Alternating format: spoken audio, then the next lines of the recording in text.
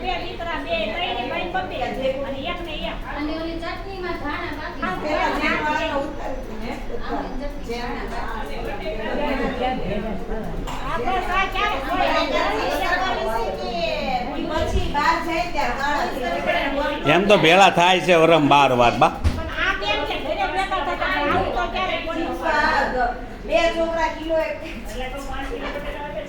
આ સોય બે હાથે બે ઉતાઈ નાખ્યા આ બે પાણી પાણી પાઈ તો હવારે થાય શાકભાજી